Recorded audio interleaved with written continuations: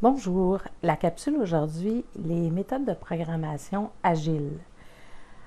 Ce sont des méthodes extrêmement populaires, le Peer Programming, ou c'est appelé la programmation en binôme, ou le Pair Programming, traduction littérale, et le Buddy Programming. Ce sont des pratiques agiles, donc dans les méthodologies qui sont les plus utilisées aujourd'hui, donc qui donnent de la flexibilité et qui focalisent beaucoup leur énergie sur l'assurance qualité.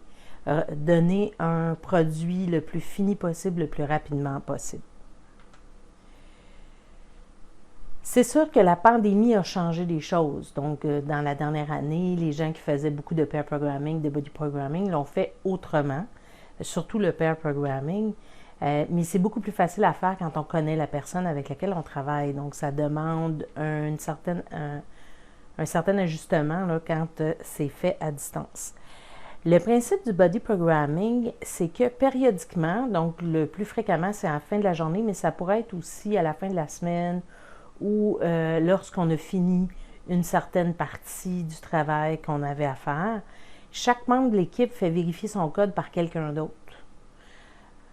Surtout si on est orienté TDD, donc Test Driven Development, on va écrire les tests unitaires au fur et à mesure qu'on va coder. À ce moment-là, c'est le même programmeur qui écrit aussi le test. Donc, c'est toujours bon de le faire regarder pour quelqu'un d'autre. C'est comme réviser votre test de français, là, votre texte de français vous-même. Il y a plein de fautes que vous ne voyez pas. Par contre, si vous révisez la copie de votre collègue, vous voyez plus facilement les fautes. Donc, la façon dont le cerveau fonctionne, c'est beaucoup plus facile de corriger quelqu'un d'autre que de se corriger soi-même. Alors, on fait vérifier tout. Donc, autant l'orientation technologique qu'on a choisie, la structure, par exemple, est-ce que vous avez choisi de faire dans la structure de base de données des relations un à un, ou vous avez décidé de le mettre dans la même table. Donc, ça peut être jusque-là, donc le design au niveau de la base de données. Ça peut être le design au niveau aussi de la présentation des vues. Le code, est-ce qu'il est clean? Est-ce qu'il correspond aux standards qui ont été établis? Est-ce que ça respecte bien les règles d'affaires du client pour la portion que vous aviez à coder? Donc, c'est une façon de faire de l'assurance qualité et chacun fait l'assurance qualité pour l'autre. Alors, c'est vraiment dans les équipes autogérées où on parle de collaboration, donc les gens vont s'aider et vont vraiment travailler ensemble. Donc, pour ça, il faut être humble, parce qu'il faut accepter les corrections et les critiques des autres. Et c'est pas toujours facile quand on a programmé quelque chose qu'on est fier, c'est comme notre bébé. Et là, la personne dit « Ouais, mais c'est pas ça que le client voulait. » Et là, on change. Ça demande vraiment un travail d'ouverture. Alors, le body programming, vous allez le mettre en place là, dans le cours de votre cursus scolaire. Et après, en stage. Les avantages et désavantages, ça permet d'augmenter ses compétences parce qu'on apprend des autres, on voit d'autres façons de fonctionner. Des fois, en discutant sa technique, on réalise des choses où ça permet d'affirmer là, que l'orientation qu'on a prise est peut-être bonne en répondant aux questions.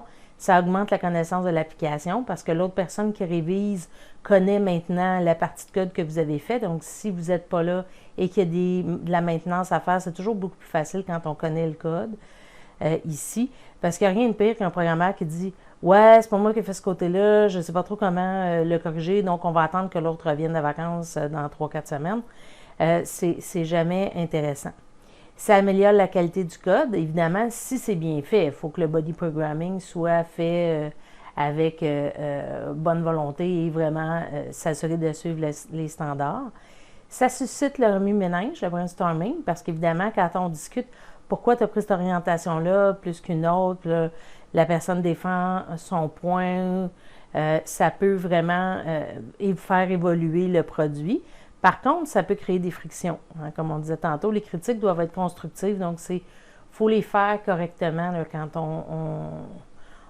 on critique le code de quelqu'un d'autre. Il faut s'assurer de lui parler avec ouverture aussi et essayer de voir pourquoi il le fait. Ça s'apprend, ça se fait bien, mais il faut être alerte de ça. Il y a des gens plus sensibles que d'autres. Ça dépend avec qui on travaille. Il y en a avec qui ça va mieux que d'autres. C'est plus facile à mettre en place que la programmation en binôme parce que c'est révisé après. Tu n'es pas assis avec quelqu'un sur ton épaule.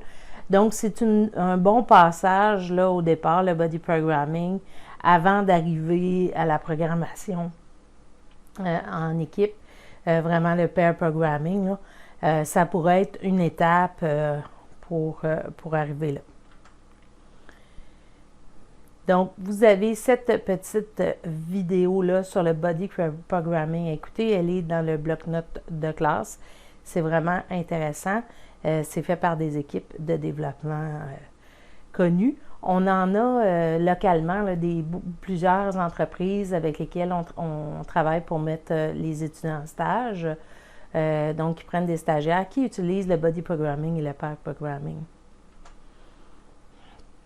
La programmation en binôme, qui est aussi une pratique agile qui vient de l'extreme programming, donc c'est vraiment une méthode qui est là depuis longtemps, c'est de programmer à deux. Donc, deux programmeurs, un ordinateur. Fait que vous comprendrez qu'avec la pandémie, c'est vraiment la technique qui a écopé le plus. Donc, un est le pilote et l'autre est le copilote. Ça, ça dépend avec qui on le fait. C'est pas nécessairement, ça fonctionne pas nécessairement tout le temps avec tout le monde. Parce que programmer avec quelqu'un qui te souffle dans le cou, c'est pas nécessairement facile, surtout quand tu es en apprentissage, quand tu n'es pas sûr de où tu t'en vas. Ça peut être autant aidant que fatigant selon comment vous le prenez. Donc, les rôles doivent être inversés périodiquement, donc que ce soit de la pression, soit pas toujours sur le même. Surtout si vous êtes plus ou moins à l'aise, puis c'est vos premières armes, vous êtes mieux de changer souvent, ça rend l'atmosphère moins lourde. Les deux doivent être actifs et impliqués. Donc, il ne faut pas que celui qui regarde l'autre coder regarde des papillons. Il faut vraiment que l'autre puisse parler. Fait il relie, il corrige. La personne qui tape va parler en même temps, donc va dire vraiment qu'est-ce qui se passe, comme un pilote d'avion va le faire quand il pilote. Donc, dire toutes les opérations qu'il est en train de faire pour que ce soit enregistré dans la boîte noire. Donc, c'est exactement la même chose ici. Et l'autre joue le rôle du copilote qui valide ce que le pilote dit et fait. Donc, est-ce qu'il fait ce qu'il dit et est-ce qu'il dit ce qu'il fait? Parce que quand on tape, des fois, on se trompe, peut questionner, peut déterminer des choses. Donc, avant de se mettre à programmer en binôme, évidemment, il faut que le travail d'analyse soit fait. Ce que vous allez faire dans vos cours plus tard. Donc, vraiment que l'analyse pour choisir l'orientation technologique où on s'en va avec ça, soit le fait déjà, soit souvent avec un tableau, hein, c'est plus facile. Des fois, ça va être en plus grande équipe. Et là, on choisit les orientations, puis là, on part chacun de notre côté en équipe de deux et on fait du pair programming. Donc, il y a des entreprises qui mettent vraiment ça en pratique quotidiennement, mais il y en a d'autres, c'est selon les besoins. Je vous dirais que c'est souvent cette approche-là qui est la plus efficace. Donc, certaines choses qui sont plus difficiles à coder ou quand on veut intégrer un nouveau dans l'équipe, la programmation en binôme peut vraiment être utile et ça permet de s'assurer qu'on est toujours au moins deux à connaître le code de ce qui se passe. Il y en a beaucoup qui disent « Ouais, mais là, deux programmeurs pour faire la même chose, ça veut dire que ça prend 2 fois plus de temps. Donc, ça veut dire que ça coûte 2 fois plus cher. » Ben non. Les statistiques ont démontré que ce n'était pas le cas du tout.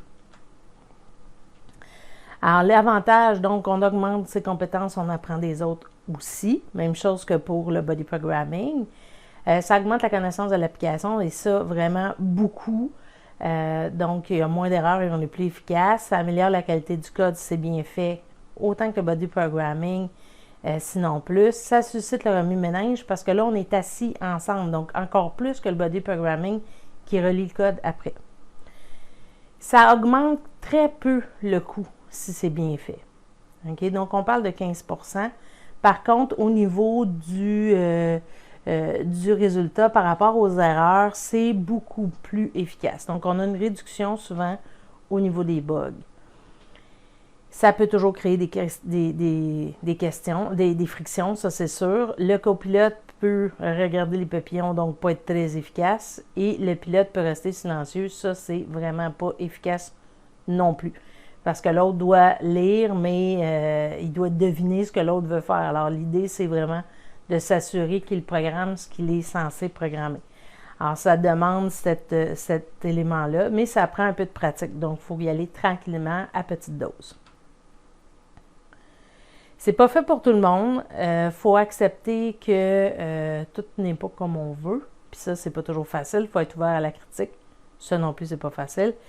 Et forcer la programmation en binôme, c'est jamais une bonne idée. Par contre, il faut l'essayer plusieurs fois pour voir les avantages. Évidemment, bien choisir le pilote-copilote, hein, ça fait toute la différence. C'est très efficace dans plusieurs secteurs, même pas seulement la programmation. Ça a été démontré. Donc, une autre petite vidéo sur le peer programming, elle est en anglais, mais elle s'écoute très bien. Donc, dans le bloc-notes également à écouter.